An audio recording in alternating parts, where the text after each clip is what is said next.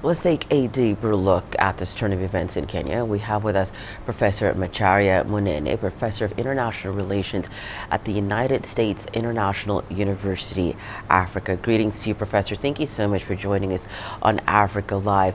Professor, what we've seen happen with Kenya's cabinet, did you see this coming? And do you think it'll be enough to appease the protest groups and critics? Yes, it was coming. In fact, it was overdue. The president has delayed doing what he should have done earlier. So it was expected, it was coming. Now we let smoothen the way and calm the situation. It's hard to say because there is, apart from just dismissing the cabinet, the question of who does he appoint next and the quality of the people being appointed. Because the criticism all along was from the day one, he appointed misfits, people who were incompetent and thinking he could just do whatever he wanted.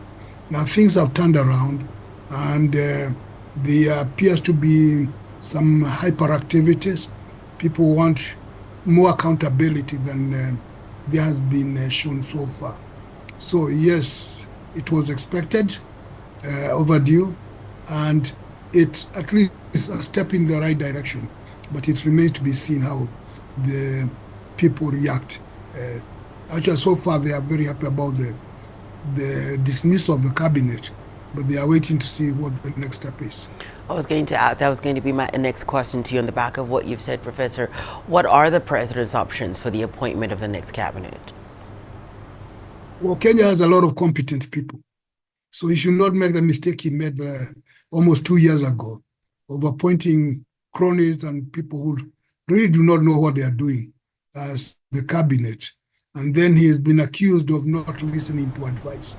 So its hope is that he appoints, and there are a lot of competent people in Kenya who can do the job.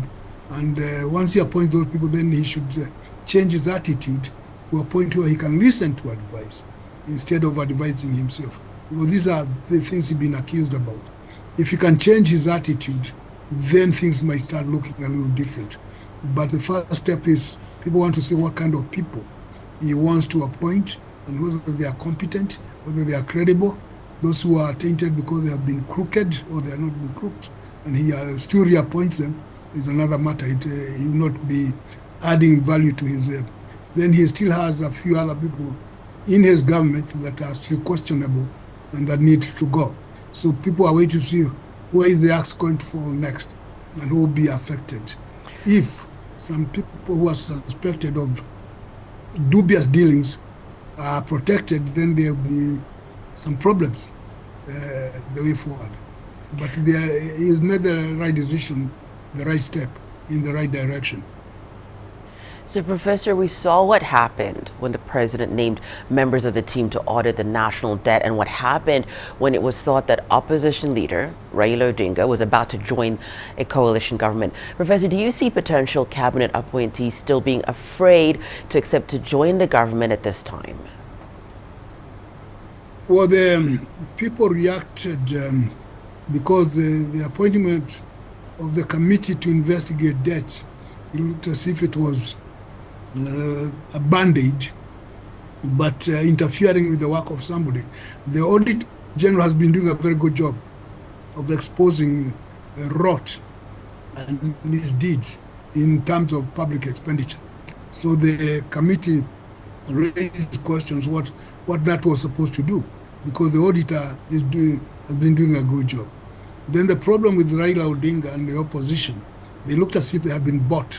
And so the reaction has been people, wait a minute, what are you doing?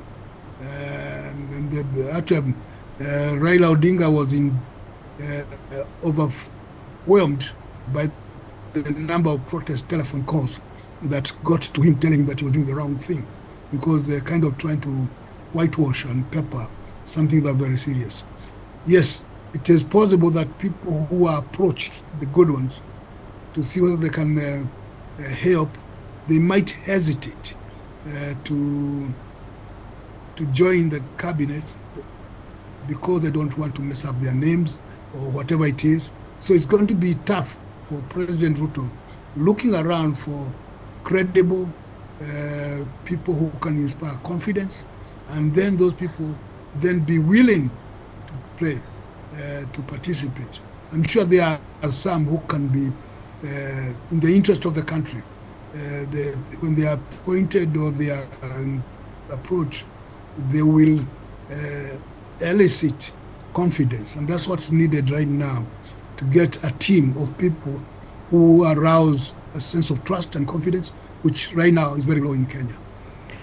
In your view, Professor, what's next in the president's to-do list as he tries to regain control of the country? Well, he needs to be careful that he does not arouse more animosity, and pay more attention, listen a little more. His speech today, as he was dissolving the cabinet and sending those most of the people home, except the deputy president. He has no power to dismiss the deputy president of the constitutional office, where he kept the Minister of Foreign Affairs, the Prime Cabinet Office, although there is no constitutional provision for a Prime Cabinet, but I think he kept him mainly for foreign affairs to deal with the international dealings and that thing. But the speech he made was still very defensive about what he claims to have been doing right. And yet people are tired of that, because they still say, wait a minute, this what you're saying does not match what people think they know. So he needs to stop being defensive and reach out and be seen to care. Right now, he has a problem of being seen to care. And some of his advisors, who are known to be very arrogant and to send the wrong signals, he needs to do something about it, so that at least there should be seen to be a change of attitude towards public affairs and the way he deals with people.